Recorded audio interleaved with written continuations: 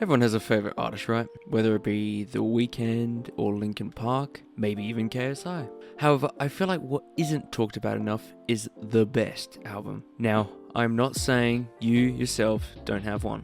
I bet all of you now are running to the comment section to say like, hey no, my favourite Childish Gambino. But that is not what I am asking. I am asking who had the best album of all time. Going off purely the raw numbers of it, Thriller would take this title as the highest selling studio album to date, with over 70 million copies sold. I mean, you might think that's standard numbers now, right? No. The standard today would be about 10.7 million, so unless purchasing albums comes back into fashion, I think Mr. Jackson will be holding the title for eternity. Alrighty, so if not sales, what about reviews?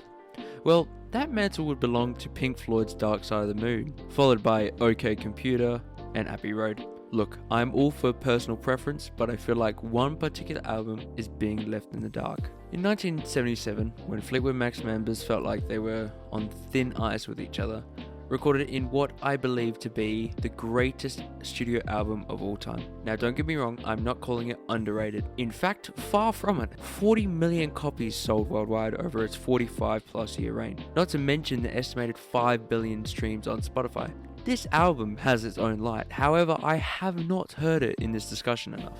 Now, when I say the band was on thin ice, I mean they were close to eruption every time they entered the studio. Stevie Nicks and Lindsey Buckingham were constantly fighting in the studio, which meant also every piece of music they wrote was influenced by the breakup. And Christine McVie was separating from John McVie. The whole band was in shutters.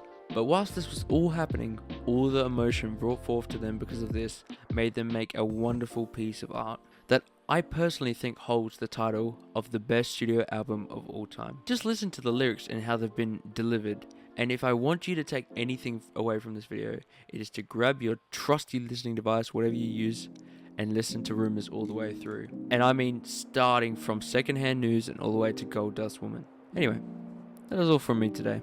I hope you're all well, and if you wouldn't mind, it'd be appreciated if you nip down to the bottom of the video and hit like and maybe even subscribe.